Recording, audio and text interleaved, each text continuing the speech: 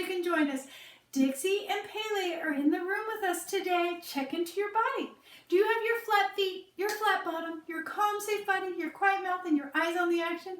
Great work. Let's look at our schedule real quick. We have our greetings, our calendar, our weather, our math, and then our story. Let's get started with our song. Hello, everyone. Hello, everyone. Hello, everyone. We're glad you came today. Hi, everyone.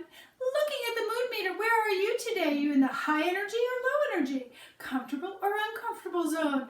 That low energy, uncomfortable blue zone where you might be feeling sick or sad, or you might be feeling tired. The high energy, uncomfortable red zone where you might be frustrated or angry or annoyed with something today, or nervous or scared. Are you in the high energy, comfortable zone, the yellow, where you might be happy or silly or surprised about something? You in the low energy, comfortable green zone where you're feeling calm and relaxed. Check in, tell someone around you. We'll wait.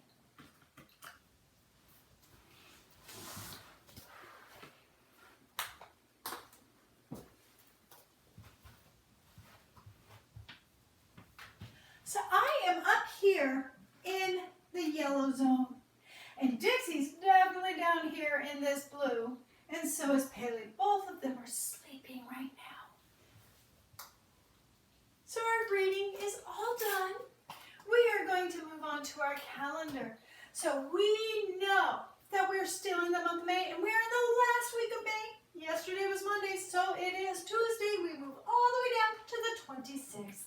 We will put that arrow right there on the 26th, and we will write that in our notes. Today is Tuesday, Tuesday,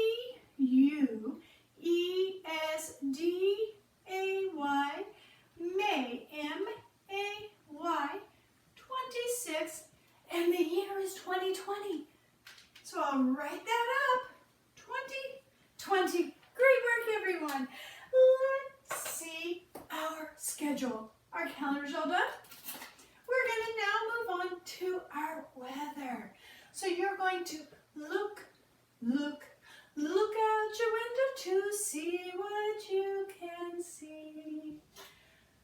It is still raining here in North Bend, Washington. And it's still a little cool for me because it is 67 degrees. So I feel like that's a cool temperature. I will write that in the notes right here.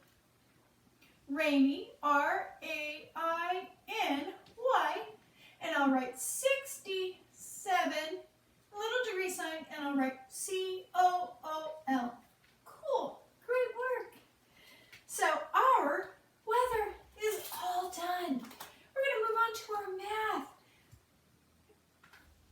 We are going to do our math that we are working on, greater, less than, or equal. That is bigger, smaller, or the same. So let's roll the dice. 1, 2, 3, 4. So let's write that 4 right here. Roll the next one. 1, 2, 3, 4, 5, 6. So I will write that 6 right here. Which one is the bigger number, 4 or 6? It is the 6. So we want to have that alligator mouth facing the 6, and we'll give him some teeth to remind us that he wants to eat that bigger number. So let's say that together. 4 is less than 6. Let's roll again. 1, 2, 3, 4, 5. So let's write that number 5 right here. And we'll roll this one. 1, 2, 3, 4. And we'll write that right here. Which one is the bigger number? The 5 or the 4? It is the 5. So we will write that alligator mouth facing the 5, giving him his little teeth. And we'll say this together. 5 is greater than 4. Great work. Let's roll again. 2, 1, 2. We'll write that 2. The next one. 1, 2, 3, 4, 5, 6. So we'll write that number 6. Let's see. Which one is greater? Which one's the bigger number? It is this one, the 6. So we will make the mouth facing the 6. Give him his little teeth. So 2 is less than 6. Great work. One more time. 1, 2. We got another 2. Rolling this one. 1, 2, 3, 4, 5. So we will write that 5. Let's look at it. Which one is the bigger one? It is the 5. So we will have the alligator mouth open to the 5. 2 is less than 5. Great work, everyone. Our math is all done. We're going to move on to our story. We have a great story today about feelings. Our story today is about a dog and his feelings, or her feelings. There might be lobsters. Where are they in that story?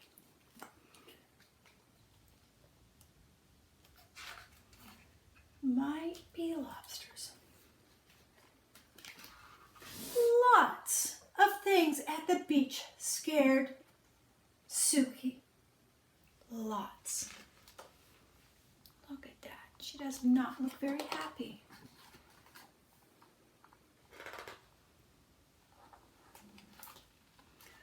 Come on, Suki, you can do it, said Eleanor. She stood at the bottom of the stairs to the beach and waved to Suki.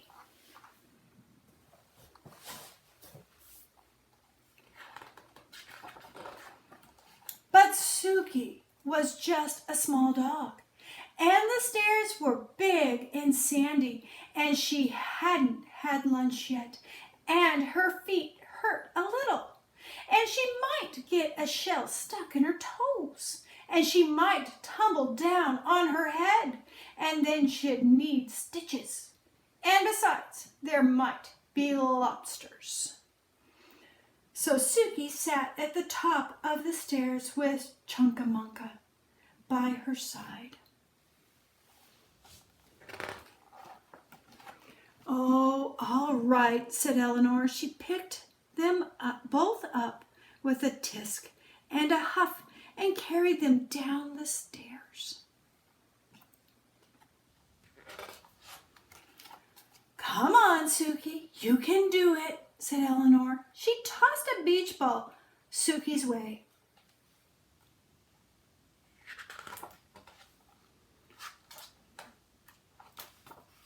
But Suki was just a small dog, and the beach ball was big and beachy, and it might hit her nose, and then it would pop, and it might be too loud, or it might knock her down, and she might never get up again, and she might have to live on the beach forever and eat seaweed to survive. And besides, beach balls attract lobsters. So Suki sat far away from the beach ball with Chunkamunka by her side. Oh, Suki, Eleanor swooped that pup up with a tisk, a huff, and cradled her in her arms. Come on, Suki, you can do it. Eleanor stood at the water's edge with splashed a little splash at Suki.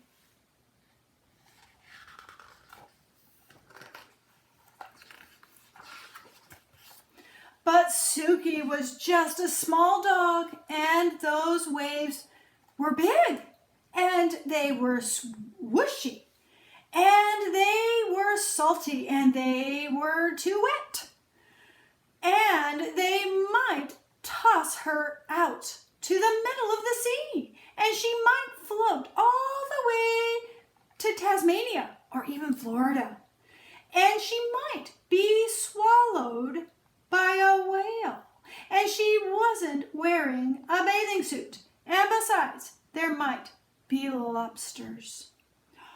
So Suki sat at the edge of the water with Chunkamunka by her side.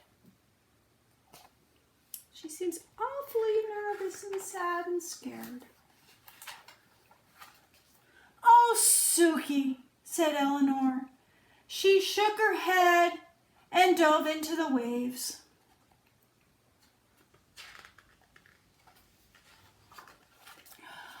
Suki sat and watched beach balls bouncing and big boys running and umbrellas flapping and lifeguards blowing loud whistles and waves splashing with Chunkamunka.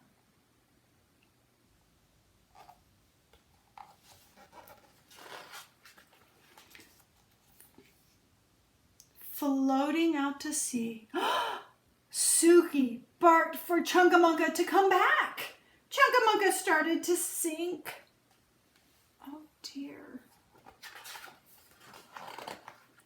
Suki started to paddle. She paddled past a big beach ball and through a huge salty wave and over something that might even be a lobster.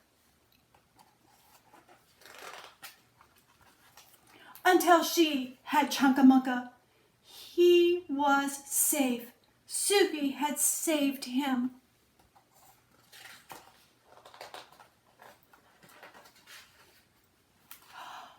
She felt brave, braver than the bravest dog, because even though she was very small, Chunkamunka was smaller. "Oh, Suki, I knew you could do it," said Eleanor. She picked them both up with a yay and a hooray and swung them very gently through the air.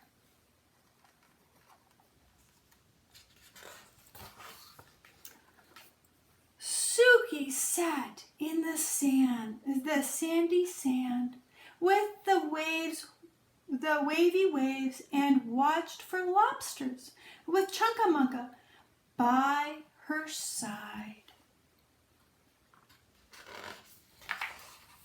And they didn't see one all day.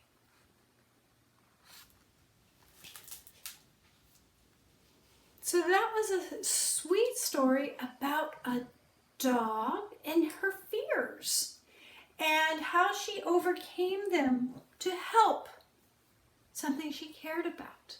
So, in our rainbow sentence today, I would like to write about the dog, and they just kept describing the dogs as being small. So, I'd like to write the sentence saying A for the article we used, and that's our red word, so I'll write A, and we'll use a capital because it's the start of our sentence. And then our orange word or adverb is the word small, S-M-A-L-L. And our noun that I want to use is dog, D-O-G. And right here for our verb, I would like to talk about what she did to save Chunkamunka. So she swam. She was scared, but she swam. She realized she did it, and she was being very brave to do it. So my adverb is how she swam is bravely. That's what I'm going to use today. B-R-A-V-E-L-Y. She swam bravely. And then where was she swimming? She was swimming in That's our preposition, our purple word, in the ocean. And we need our period at the end of our sentence. So we now have a wonderful, very full rainbow sentence describing something that happened in our story. Thank you for joining us today for Circle Time. We'll see you tomorrow. Bye.